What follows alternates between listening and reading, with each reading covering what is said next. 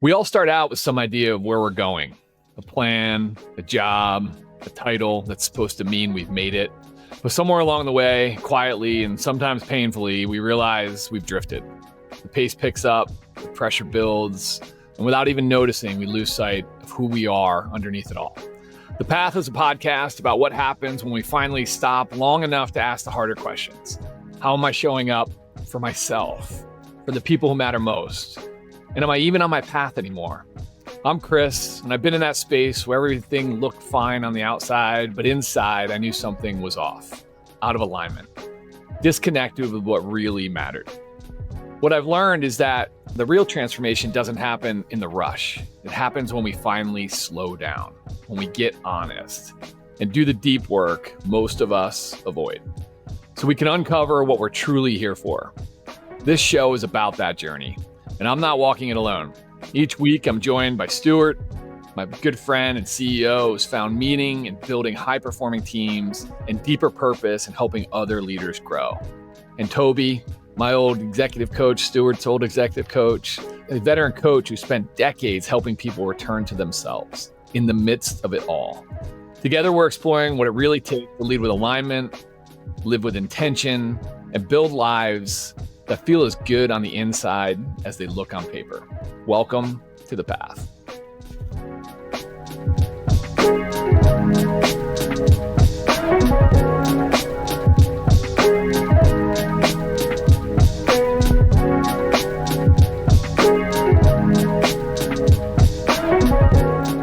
So today, a little different for us today. We are thrilled to welcome someone who's been both a mentor and a dear friend to each of us. We are without Toby today. This is the first time that we're doing a podcast without Toby. He is in corporate mayhem right now. He's traveling all over the place, and we were trying to look at times to connect, and we just couldn't figure it out. So finally, he said, "Hey guys, just go do it. I'm okay." So we miss you, buddy. And he'd rather be with us for sure. He'd rather be with us, right? Amen. He would definitely rather be with us. Yeah, but hey, I mean, who wouldn't be? Who wouldn't be, right? But we are together today for our dear friend, Andy Hilger. Andy recently concluded a remarkable 25-year career journey with Allegis Group, where he served as president, I think, for the last 6 years. During his tenure, he led initiatives, which I was closely connected with him on digital transformation and fostering a culture of opportunity and growth across the organization. Beyond his corporate achievements, Andy is deeply committed to developing leaders and giving back to his community. He serves as a guest lecturer at Duke University. I can't wait to hear a little bit more about that. Sharing his insights on leadership, AI, and the future of work. He's also actively involved with Boys Hope, Girls Hope of Baltimore, reflecting his dedication to community and mentorship. But beyond the accolades and titles, which he's achieved them all, Andy is someone who has consistently led with authenticity. That's what drove me to him, humility, and a genuine care for people. His journey is a testament to the power of aligning one's professional path with their true core values. Andy, welcome to The Path, buddy. We're honored to have you with us. Hey, thanks for having me. Excited to be here, and maybe I could try to do a bad imitation of Toby for the next 45 minutes or so. I think I've seen a lot of people try to do it, but not very successfully. So, yeah, I think we could start. You could just shave your head, for the show, all in the spirit of being like Toby. You'd love that, wouldn't you, Stu? It would be great. I wouldn't feel so lonely. It's good to see you, Andy. Thanks for being here. Great to be here. Great to see both you guys. It feels great doing this with such a close friend. I mean, and Ann, you've been involved in this since we decided to kind of take this journey, which has been pretty cool. So it's just cool to kind of come first circle. Almost a year ago, we started talking about doing this and having you on, and here we are. So it's kind of special, man. One of the things that we wanted to do, and you're our first guest, so you'll bring this to life for us. But the theme of having guests on is kind of to talk about where they are with their path, right? Their path in life. And we went through iterations of your intro. Thank you for that, by the way. I know it's not easy to hear all those accolades and all those things, but truly, man, so when I was writing that up, man, when I think about one of the most authentic leaders in my life, you come to mind, bud. Ever since I was a director, in the DBO days. And I remember you did your tour. I don't know what you called it, but a tour of duty through all the regions. And we all had our crazy dysfunction. And you're all nervous when you go into those rooms. You were traveling around with the president of our company at the time. You were his strategic advisor or a VP of strategy or something, pretty high level role.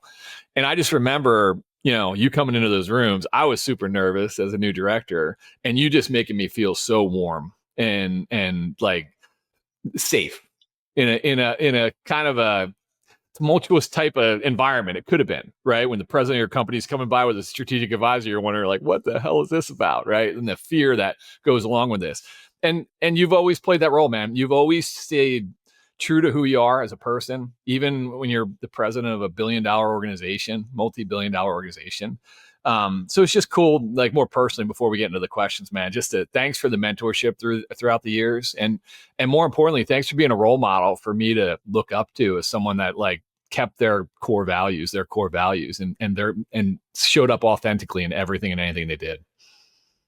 Hey, well, first, really kind of you to say, and it is a little weird to hear a bunch of accolades. And I always joke, the real learning comes from the stuff that never makes it on the resume or the intro. It's all the all the missteps and failures, and it's good to know that I showed up in a way that was approachable and warm. But I'd tell you, it wasn't always that way. I think there were plenty of times where I stepped into roles that I wasn't ready for, watched people before me who had very different leadership styles and tried to be them and failed really miserably. So it was through several iterations that I got really comfortable that, hey, I don't, there are a handful of things that I'm pretty good at. I'm pretty good at listening. I'm pretty good at connecting with people and hopefully being approachable. And so I'm glad that came through, because that was certainly not initially where I started, but where I got to.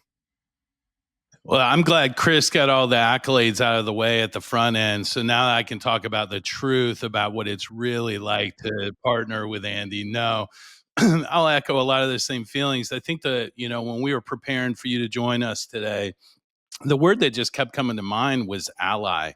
Just an ally in business, an ally in life, somebody that I just, truly value the time and wisdom that it's always shared when we connect. So, and that's been post Allegis, and even when we were in Allegis, that partnership was something that meant a lot. So, I know, and what's interesting is we've maintained some connectivity at this stage in life. And what's funny is I think there's a part of us that we could jump on this podcast and reminisce about the last 25 years. And there's plenty of stories that would absolutely make this a highly rated podcast for us. But in the spirit of, I promised Chris I would keep on task here. And so in the spirit of the show here, I'm just curious, and we've had some meals together here recently, but I'd love to hear just kind of where you are today. Who is Andy Hilger today? Where is he heading now? We know about a bit of the past, and I'm sure we'll dive into that. But I'm just curious, where are you today? Yeah, I guess. Well, I could be a smart ass and start by saying I think I'm the biggest fan of The Path. I think I've listened to every episode. Oh, we love it. I don't know how many people outside of the Weiss, Ferguson, and Quinton family you can say that. So usually when I'm meeting people, I lead with that. That's huge. Which gets a big response. But you know what? I'm in a really great place in life. I feel so grateful for the opportunities that I've had to get to this point. But mostly I'm just figuring stuff out. I think we're always figuring stuff out. And that's when I'm having the most fun. And that's when I find, joy. It's kind of wild. I think in my 25 years at Allegis, the longest job I had was the last one, which was 6 years. And everything else was sort of these 1 to 3 year assignments where we had a unique problem or opportunity, and nobody was really well suited to tackle it. And I was maybe the least poorly suited, or at least somebody thought I was. And I'd go in and realize that if I could amplify some of the voices of some smart people that already had a lot of the ideas, we could do great stuff. And I'm still on that journey. It's just sort of that next chapter. I'm trying to figure out whose voice to amplify and how to stay connected to people and how I can keep growing and learning. And some of that comes as a dad, as a husband, as a son. I think seasonal life stuff as my parents are getting older. But then I'm doing a lot of writing. I'm doing a little bit of teaching, which you referenced in the opening, and it's just been a lot of fun realizing that maybe my path isn't super clear, and that's okay. I'm trying to forge my way through the dark forest, if you will. But that's totally where I am. I don't know if that's helpful. Yeah, it is. Hey, you mentioned, like, it's funny, man, when you in corporate America, right? We look at these leaders, and you were the president of a huge company.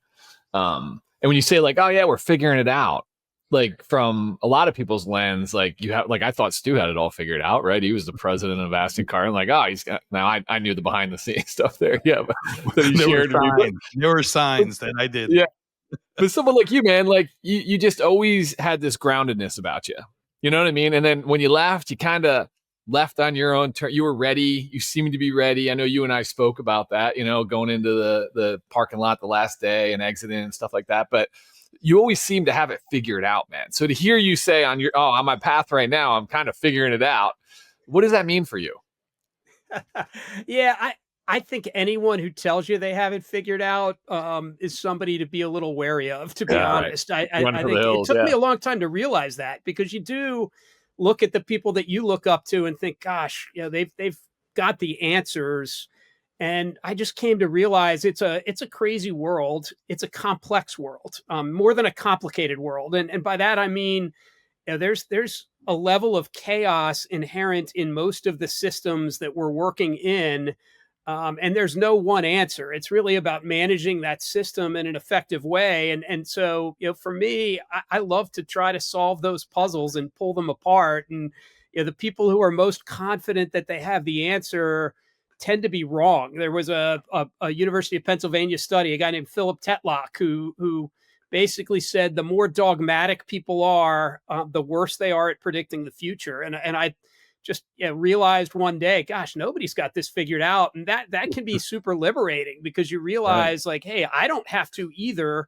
And there's a lot of joy in the figuring. And that to me is a lot of fun. So that's what that means for me. And there are certainly areas where you feel more confident and comfortable, and we tend to gravitate to those areas. And sometimes that's the right thing, because it's where you get into flow and you can have a lot of fun. But sometimes that's exactly the wrong thing. You need to kind of push yourself to, go get a little bit lost and realize that there's some wicked problems out there to be solved. And I don't know.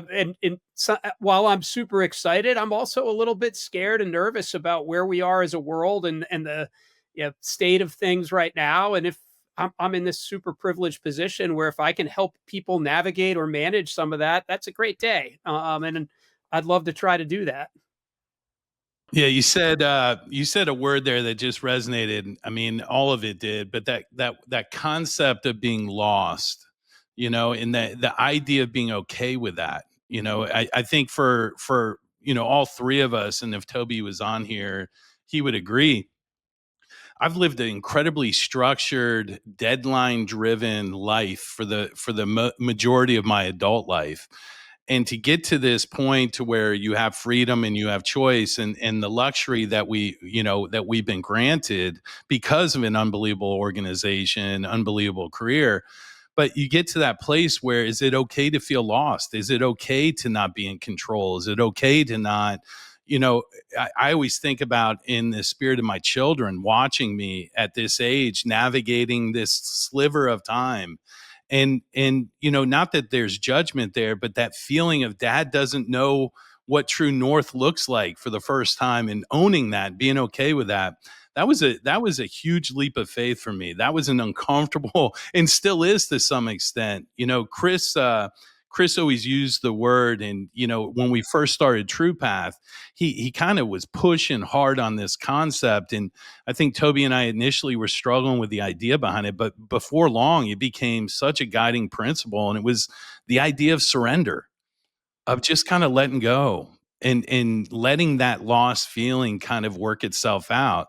And you and I've had some talks, Andy, about kind of that on your walks or being with Jen or being with the kids, and just being allowed to be present is so powerful. Any thoughts on that?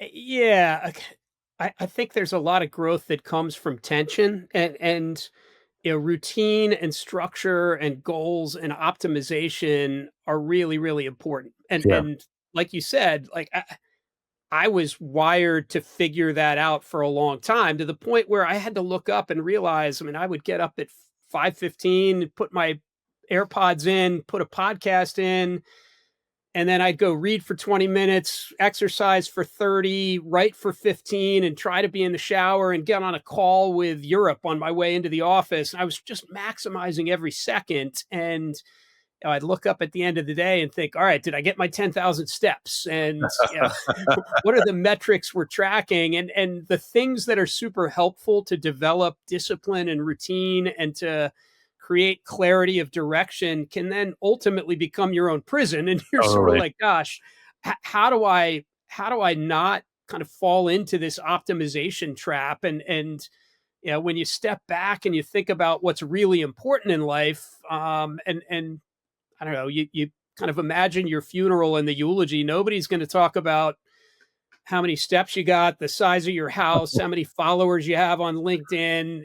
None of that stuff matters, and it's really always about the depth of connection that you make, Yeah. and do you have a sense of purpose, and are you living in alignment with that purpose? And I went through a similar stretch where it was really hard to wake up and not have 9 meetings already booked in my calendar, and sort of and I would kind of go to bed thinking, well, was I productive today? Because I'd just been built to think productivity meant busy and hitting certain metrics, and I had to divorce myself from that. Now, I also am somebody who still needs a lot of purpose. So there has to be an element of, what am I getting up and what am I trying to do and what is true north. But I've tried to sort of break free of that sort of quest for optimization that I think comes into everything that we do, and that's not an easy journey, right? And Yeah.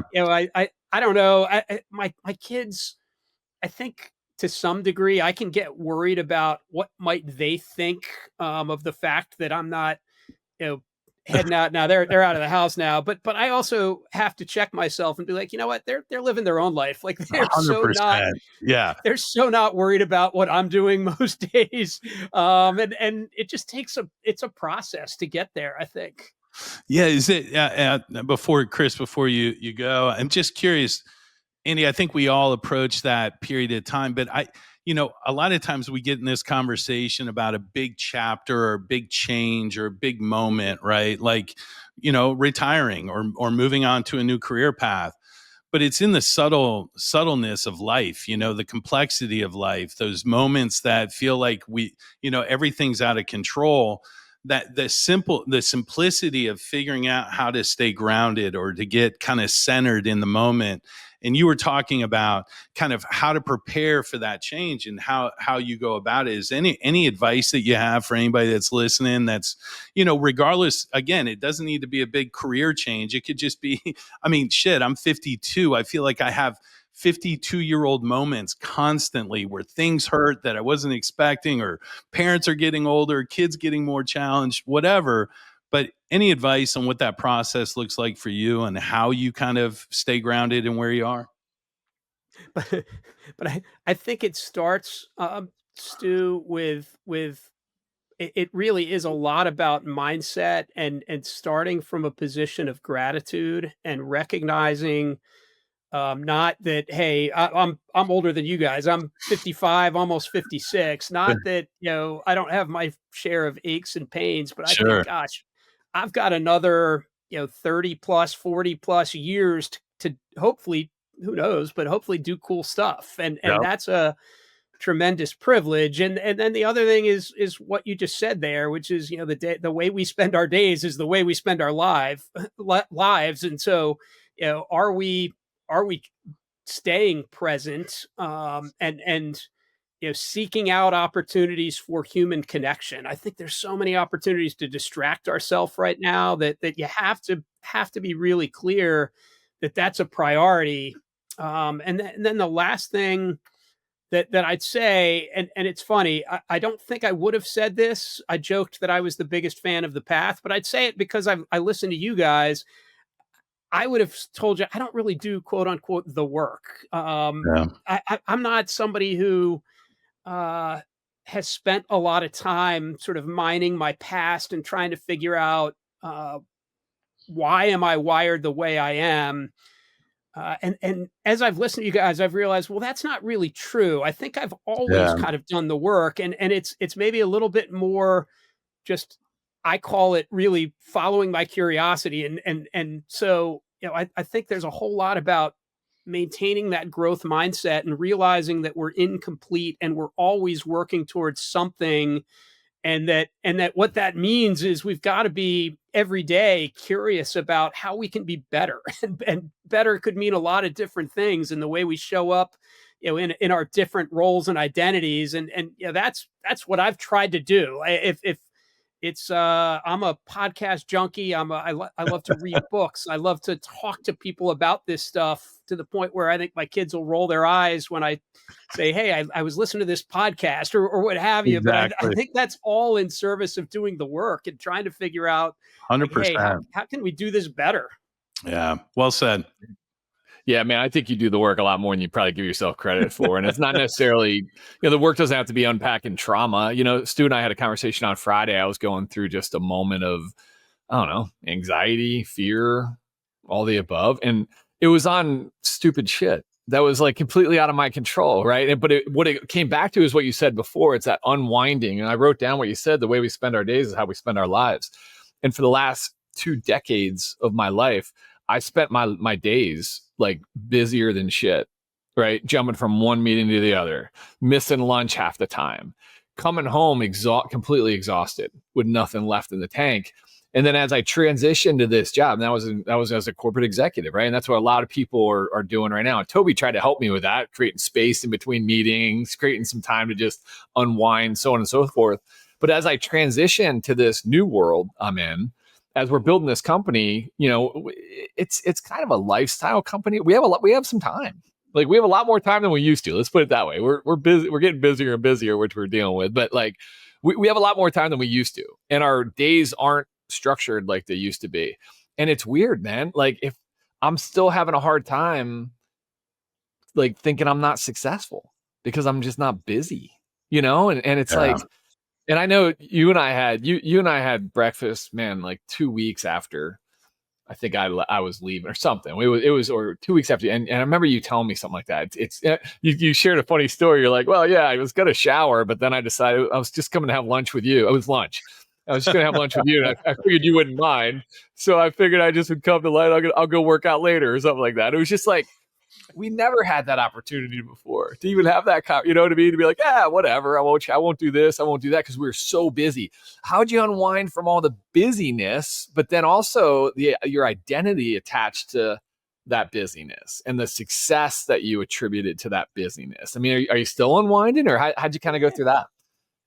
Yeah, I would say I'm still unwinding a little bit. There was 90 days though where it was really almost hardcore detox, where I would Yeah. wake up and think, I got to go check email. Yeah. What if something came through that I need to forward to Jay? Or what if, what if, and it was a good 90 days of really having to tell myself, hey, just chill out. Like, it's going to be okay. Stop worrying about what's next. Just give yourself a break. Like, this is what you've signed up for. You've wanted to take this breath and reset and figure out what's next. So, that was just a power through it. I imagine what like withdrawal feels like for somebody who's going through, some sort of recovery. And since then, the identity is still tricky. I still get it's still strange when people will say, "So what do you do? Are you retired?" You guys have launched this business, so you've got the answer to that question. I still sort of have this fuzzy answer. Well, I'm doing a little bit of teaching, I'm doing some writing, and I've come to realize, like, hey, in the end, they don't care that much. Like, they certainly care, but they're not like judging my answer. They're probably like, oh, good for that guy. Yeah, that's pretty cool. Not like, what the hell do you do all day? But I think, my own inner critic is a little bit of like, all right, they're probably thinking, is this guy a loser? Like, what's he really doing? Yeah. And the reality is they're going, how the hell did he retire at 56? Yeah. How did that exactly right. schluck figure this out? That's usually what you don't hear that they're saying. Yeah. And the other side though, I don't think the position and the title, I ever attached too much to that. I mean, I think, and I'm not going to say, hey, there's no ego. You certainly have an ego and you want to win. It just never was that important to me. And maybe it was almost like I was almost a little hesitant when people would say, hey, what do you do? I'd be like, I work for this company. It's just not my nature. So that wasn't as hard for me to kind of separate from that. It's more not having the answer to the question that can then make the narrative make sense about how I get there. And I think I'm still working through that. I'm still a little awkward when that question comes up. And gosh, 2.5 years in, I probably should figure this out. Maybe, No. maybe not. Yeah, maybe not. Yeah. All in due time. Hey, maybe you could put on a coaching hat then, Ann, because one of the things we talk about a lot in our coaching practice, and it's a little bit of a curveball for us because Stu and I decided to leave an organization after several decades in it and pursue a new path, right? In true path. That's not the answer for everybody. And if we did that, that's a really bad business strategy for us. Oh yeah, well, coach, they'll leave and start their own company. So like, what would you tell someone, an executive, knowing what you know now, seeing what you see? You went through the obituary and kind of, hey, none of this really matters. What do you give an executive that doesn't have that option, that wants to stay where they are, but just needs more space in their life? Like what kind of coaching, what kind of advice would you give them knowing what you know now? Yeah, I mean, the first thing I'd say is it's not the right answer for most people. I think we live in a world right now where the anti-fragile win. So the ability of people to deal with adversity and get stronger and make that a part of their identity is, I think, who thrives. And so most people who are probably having a really hard time, the first thing I would advise them is to make sure they're not playing the victim, because victims do not win and victims have relinquished their agency. The world is acting upon them. And the first thing is they need to own the situation. And that doesn't mean that life isn't sometimes unfair and they might have gotten a raw deal in some way, or they're not in a situation where they feel like their end of the other end of the bargain was kept up. Like all that's well and good, but cry me a river. Like in the end, you gotta step up and own it and say, look, what am I going to do to move forward?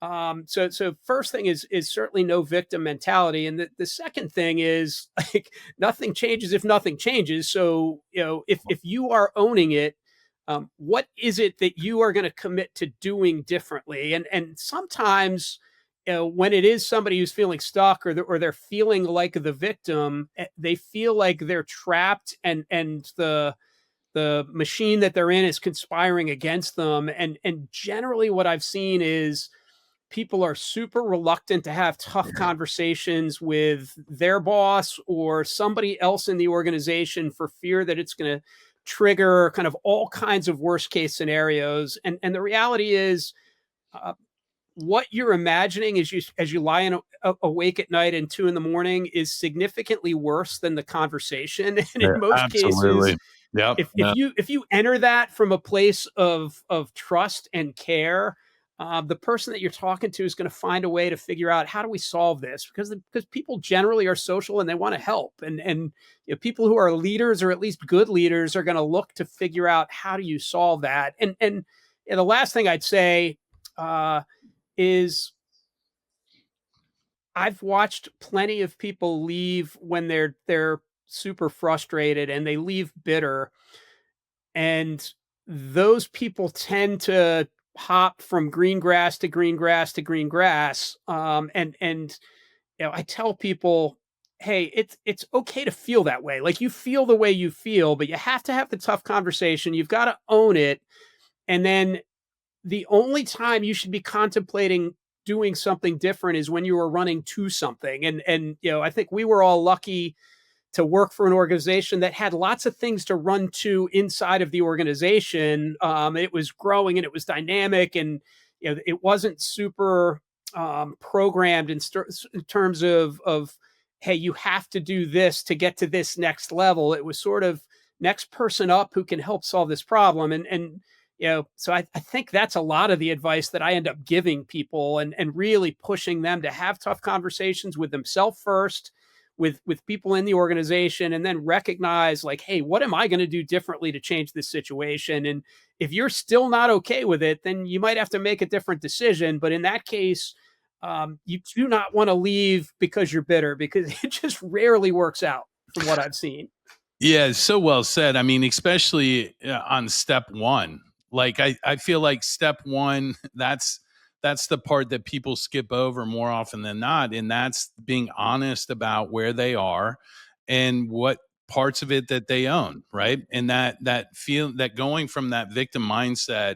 And again, that's a word that can spark a lot of different emotions, but in the theory of corporate America or business, that idea of subordinating yourself, or and again, giving up control to others, just seems that's where a lot of the people that I've led over the years, and certainly people I work with today, it goes back to the advice that you gave in all front. What level of ownership do you take in it? And how well are you communicating to the powers to be about that feeling and about that realization? Those two things tend to get skipped over more often than not.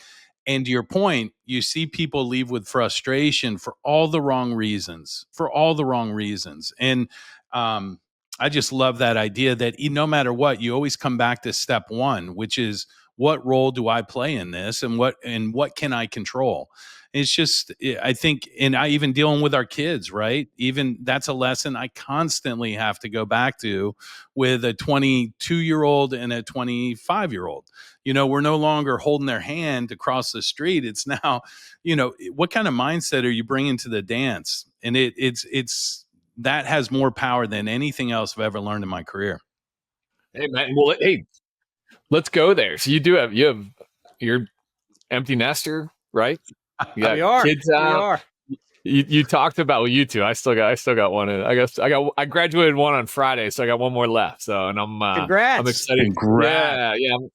That kid right there behind me, if you're on a video, that little kid, he just graduated on Friday. Now he's on Sweek, and the first picture we get was a what I used to think was an ice cream truck. I guess they sell alcohol out of them now, and they do alcoholic push pops or something. Yes. And then we get the text that he didn't buy one, but then we saw on his credit card that he spent $25 at this push pop machine. But anyway, that's a whole other story. And that's for one. That's just probably. Well, I hope it's just for one. Yeah, that would make me feel better. But Ann, you got a lot going on in life, man. You mentioned early, like, hey, you get a lot of, hopefully, bud, knowing you will be around for the next 40 plus years.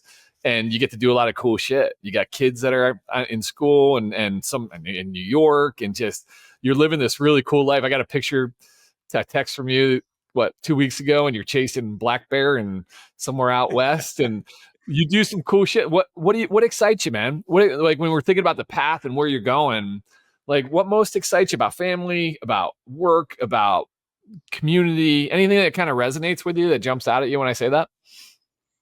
Yeah, but before I do, I have to mention, like, as cool a moment as graduation is, which is such a powerful emotional moment, I think the sense of relief you get when they come back after senior week and nobody's been arrested, and so I'll cross my fingers for you. Yeah, it's a big week in the Weiss household. Oh yeah. Yeah. To your question, you know what, I'll kind of come at it a few different ways, but we are really, really lucky that I think we have raised, and I'd like to think had some hand in that, although mostly Jen, little bit me, but mostly Jen, raised really good human beings who I love to spend time with, and I think usually like to spend time with me. They love to spend time with Jen, but I think they'll tolerate me sometimes. But yeah, so what brings me a lot of joy? We did a couple of weeks ago. We were out in Washington State. We went hiking in Mount Rainier. We went hiking in Olympic National Park. We checked out Seattle, and our older kids now, we have twins who just turned 25. They only have so much PTO. They're in the working world now. And for them to say, hey, we want to elect to use that PTO to go hang out with you guys in Washington State is pretty awesome.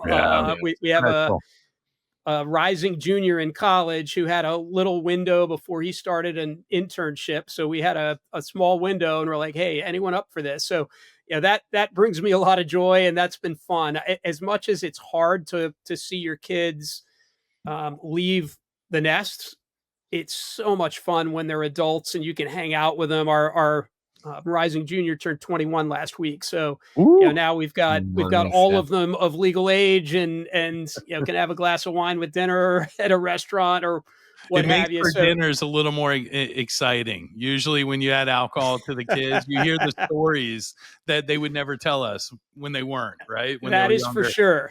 And they're just funny. They're wise asses. They're funny. We just have a lot of fun together. And Jen and I have gotten to do a ton of travel. We did 3 weeks in New Zealand a few months ago. We were actually up at the Belmont Stakes on Saturday, so that's been cool. And I do think I've just tried to be really intentional about staying connected and reconnecting with the people in my life. I went from a job where in a given week I'd have 4 lunches, 2 happy hours, a breakfast and a dinner, to suddenly, that just drops off a cliff. So when I'm in Philly visiting my parents, I'm going to give Stu a call and say, hey, dude, you around? Can you grab breakfast? When I'm driving to Lake Erie, I may drop by and see you, Chris, with the dog and kind of say, hey, what's up? So I've recognized the older I get, like that's the stuff that we are going to care about. And that's the stuff that matters. So I get to spend a lot of time with my college buddies because I go back to Notre Dame football games, and I just had a beer with my high school buddy a couple days ago. So that stuff's just really important. Jen and I saw some lifelong friends at the Belmont up in Saratoga this weekend, and that stuff's awesome. And beyond that, I'm a nerd. I love to read and write and do that stuff and take my walks, and I find joy in just about all of that, which is pretty cool. That's great.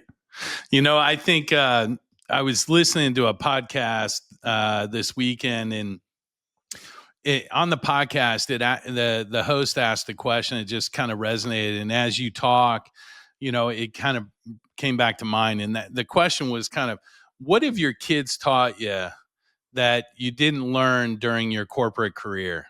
Now that you have more time with your children, you're spending a little bit, you're seeing them as adults. I love the comment of like, a relationship with adult children's just special. And so, in this season of kind of reflection and you kind of, redefining Andy, what contributions have the kids brought in that education over the years, or maybe right now? Yeah, I've got a few different answers, but maybe I'll start with the girls. They both landed in New York City. One directly after graduation, one spent about 1.5 years in Buffalo. They're, like I said, they just turned 25. They are living in a city that's probably as expensive as any city you can find. They're super frugal. If you want to, if either of you guys need to know the bottomless brunch, $12.99 bottomless mimosas on a Sunday in Midtown Manhattan, like they are your call. But they are living their life. They are at Broadway shows, and they're going to major women's soccer games and women's hockey games, and they'll show up at a Yankees game with an Orioles shirt saying, "Hey, I hope the Yankees lose." Like whatever they're doing, and I think there's a lot of life lessons there that they're just making it work. I thought, gosh, are they going to be able to make ends meet? And they just have a lot of fun, and they do it together in an age where I think that the general view of the 20-something is that they're not super social. They don't go out. They're not connected. They, and that's just not the girls. So they're teaching me, to suck the marrow out of life and find cool things to do. And maybe I wouldn't have gone to the Belmont, but I was like, yeah, why not? Let's do it. And then, I'll take Henry. Henry's going to be a junior. He is, probably the opposite of everything that I talk about, which is, hey, you don't have to have everything figured out. And there's a lot of joy in sort of wandering this path. And Henry's like, no, I kind of know what I want to do. I want to go into the health field. I'm going to be pre-professional, and he's super intentional about it. And it's just a reminder, that everyone's a little bit different, Totally. and that's more than okay. That's a great thing. And I think it's just fun to see them as adults. But yeah, they beyond that, I mean, they certainly teach me a lot of humility. I think they're great quick. with the one-liners, right? Yeah, I'll tell you, this is an older story, but when I was asked to take on the role of president of Allegis, uh, I told Jim I would, and then I said to Jen, "Hey, in Baltimore, we know a lot of people who work for Allegis, and I probably need to say something to the kids." So at dinner, I just sort of said, "Hey, you might hear something about this. It's nothing's going to change, but I am." Mr. Jim asked me to take on this role, and Mr. Jim, I think we all address him that way. I'm going to do it, and just wanted you to be aware. And one of the girls just kind of wrinkled her nose and kind of rolled her eyes a little bit and said, "Why would he pick you?" I thought, all right, there's that good question. Not what I was expecting, but that was the question, and I was like, yeah, that's fair. Love you, honey. Love you. I'll remember that over the holidays. Congrats, Dad. No, why did they pick you? That's awesome. Hey, you brought up a good point about Henry, like, like having his path. Like, so I feel like a lot of kids are like that. I know my kids are like that. I have a sophomore going in to be a junior, and he's actually down in DC working for, the Department of Homeland Security right now. He wants to be in the FBI, and he's got this internship, and like completely out of my control, out of my world. But my advice this summer was go to Dewey and get a bartending job and go hang out with your buddies for a summer. Like you have the rest of your life to work. But I think the difference, to your point, is I feel like they know what they want to do, man, and they have seen good role models in you guys. Have your path and doing the success that you've seen. You've raised some really good human beings, man. So I'm with you. It's I'm torn on that, because I want them to relax a little bit and just not like jump right into the workforce. But I think the difference is if they know what they want to do and they're passionate about it, and if they get the choice to do something that they want to do the rest of their life and be passionate and keep that passion, like that's what a gift. Like that's such a special opportunity. And I think you nailed it. It's, do they genuinely know, and do they find joy and passion in doing it? My general view is, more often than not, kids are choosing a path based on what they think is going to help them pay off their loans, or kind of deal with the expense they've just had to get to that point, and they're choosing something that everyone else is telling them is where they need to go. And that's where I get a little bit squeamish. And that's why I say, hey, I'm sort of out there preaching. That's not a healthy thing for our society to be sort of pushing. I now have high school kids who will link in with me. And I think, what are you doing? Like, go hang out at the pizza place. Like, get off LinkedIn. Don't listen to me. What are you doing? But I think, to your point, like your son and Henry might be in that percentage that are super excited about where they're going, and good for them. And I've got to be sort of realistic that what I think is what I think, and there's certainly lots of different perspectives out there. Amen. Yeah, you see, I've got one that just graduated college and is navigating the employment, and is learning a ton about herself and about all the responsibilities that come with adulthood. And to your point, you spoke about, especially that age group. I'm seeing this.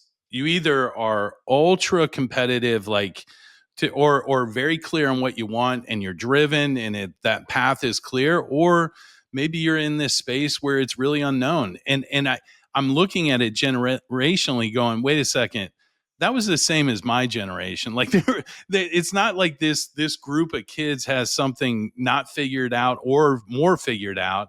I think it's just the season of life of going from college into this unknown about life is just bringing so many mysteries. And to your point, social media, and I think all of the competition that comes with that just exacerbates all of it, of this feeling like I'm not enough or I need to do more. And to that point of allowing kids the opportunity to kind of navigate and make these mistakes, it's an important part of life. And I'm glad you're out there talking about it, Andy. I think it's important. Absolutely. Yeah. Well, hey man, we could talk to you all day. As we wrap up, man, I know we talked about, your path, and I'll keep going back there. And we'll have to have you on again to get an update on your past, because I know you got a lot of good things going on right now, man. And I know it's not as clear and you're still figuring it out. We talked about that. Like, what guides that decision of what's next for you? Like, is there anything that's kind of guiding that for you, where you are in your life right now? Like, as far as like what's next? Yeah, let me back up a little bit and talk a little bit about the. I said, hey, there's probably a number of paths, and it's not Yeah. always super clear. Um, and I started by saying, hey, I'm not sure that I thought I did the work, but I think I do a lot of what you guys would Yeah.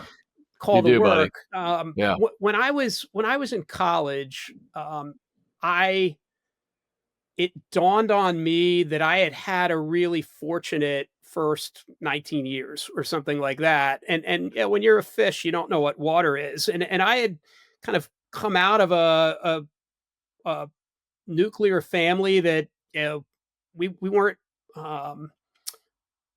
there was no silver spoon, but I felt a lot of love and advocacy. And it was in college when I realized not everybody felt that way, and that a lot of people had dealt with some really challenging circumstances that I hadn't. And when I graduated, I was trying to figure out, my path, and I had no idea what I wanted to do. And it was a pretty tough job market. And I decided, hey, maybe I'll do the Peace Corps. Maybe I'll go, do something of service. And I wasn't sure if I wanted to go international and commit 2 years. And I met this guy who started talking about this organization who found kids who had a lot of potential, but for whatever reason, usually they were in some really difficult circumstances.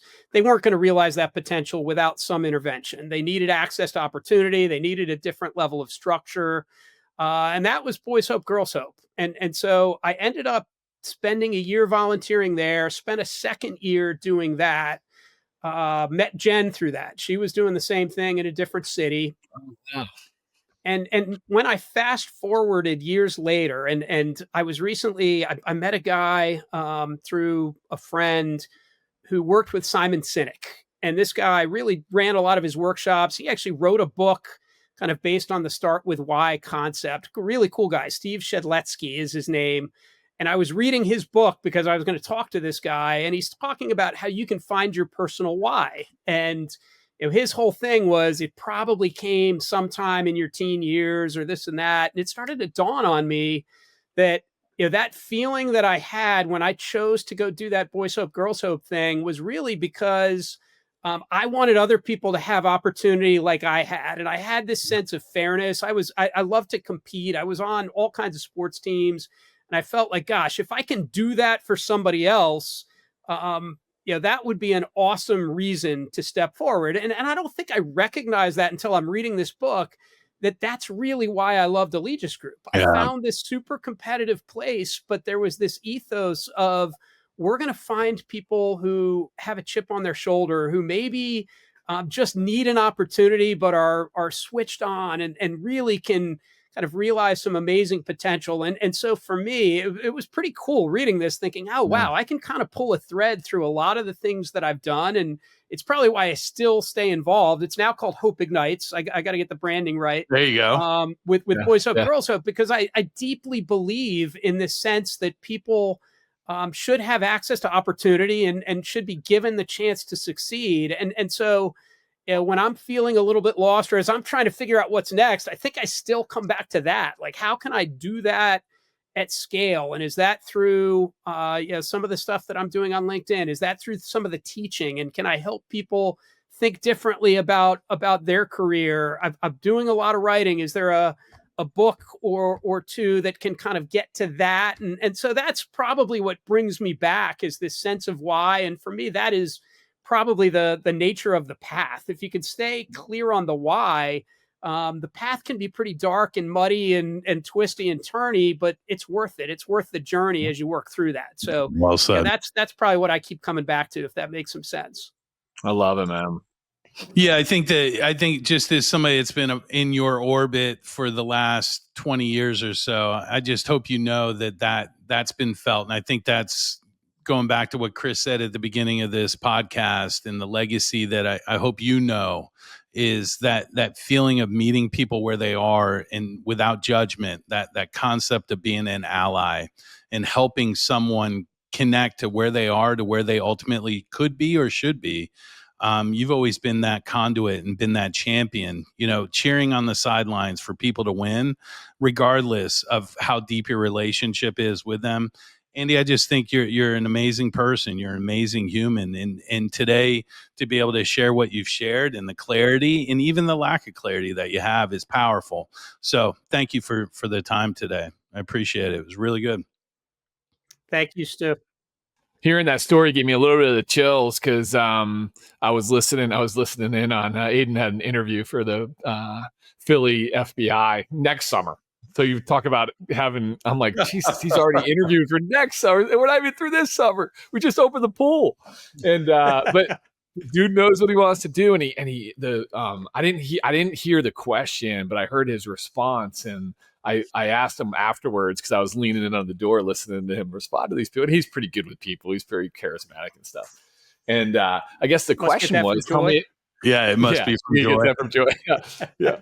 But the question was, tell me about a time that, you had to get through adversity and a hard time in your life and so on and so forth. And I didn't hear all of it, but the point was like, he's like, you know what? I lived in like awesome first 19 years. Like I didn't have a ton of adversity. Like my family's intact and we love each other. We hang out and we have great relation. And it was just so cool to hear him say that.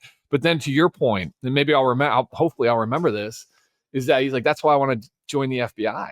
I want to give back in a way. I want to protect people. I want to give back to people and help people in situations and stuff like that. And I whether it's the FBI or it's another service, whatever, he just wants to be able to protect people and give people that opportunity. And that was his interpretation of it. But it was just cool to hear, man, that you're back to that. You triggered it all the way back to that moment. And, he's going through it right now, and to kind of connect that dot was pretty cool to see. It gave me the chills, man. So I appreciate you telling that story. Hey, that's awesome. That's really cool. So, but hey, man, I'm with Stu, bud. Like you're, I have in my notes, I emphasize leadership's about being human, grounded, and intentional. Like when I look at it and when I think about that, bud, you're all that. And you've always been. And I hope you're super proud. You're super humble. You've did a great job, you and Jen, raising those kids. Awesome human being. You not only raised kids, but you impacted hundreds, if not thousands of leaders and people like me that enjoyed going to work every day because of people like you that was leading our way. So I just want to thank you from the bottom of my heart too, man. It's been great to have you on here in this stage of our paths. And I hope to continue to have you be part of our path as well, buddy. So I really appreciate it. Yeah, I'll certainly lean on you guys. And hey, you will always be two of my favorite people. Toby as well. I know Toby's not here, but what awesome human beings. And I've learned so much from you guys, from every interaction. So this is such a privilege and a treat to get to do this. And I'm grateful for your friendship. I'm grateful that you are giving this gift to people. And if I can be of any help, happy to do it. That's awesome. Love it. Well, Andy, I know, I forget, what's your dog's name? Leo. So, Leo. Chris, I don't know if you know this, but Leo is very Instagram famous. And yeah, I know Leo. And Leo was rolling in the background. I'm not paying any royalties. We didn't interview him. Okay. Yeah. So don't try to hit us up with some bill. Because if you could just tag Leonardo the Noof on Instagram, though, that's all the payment right there. That's all. Okay. Just get him a plug. Sure we do that. I had to figure out, do I let him bark upstairs or do I let him just sit behind me? No, bring him in. He's famous. I'm shocked we got him. Sorry, you can see him from everywhere. He's a huge Newfoundland that you can see from anywhere. So he's a great pup, man. Great pup. Well, hey, man, as we close, hey, the truth is your path, and we talked about that today, your path doesn't always mean leaving everything behind. Sometimes it means waking up to the life you're already living, doing the work to realign, to lead with more clarity, to show up with more intention, a lot of things that you do, Ann. And remember why it mattered in the first place, which you gave us some really good examples of that. Hey, the path isn't about chasing something new. It's about coming back to what's true. Thanks for being with us today. If this conversation helped you see something more clearly, share it, reflect on it, sit with it, and whatever your next step looks like, walk it with purpose. We'll see you next time on The Path.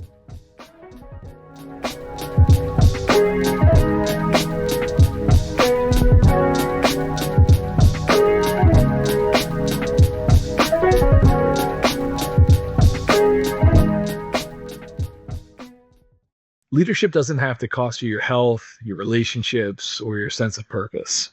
True Path exists to help you create space for the real work, the kind that helps you lead with presence in both business and in life. When you start showing up fully, everything starts to shift. That's what we're here for. If this conversation gave you pause or sparked a deeper question about how you're leading, don't ignore that. Reach out. This is the work we do, and we'd be honored to support your journey.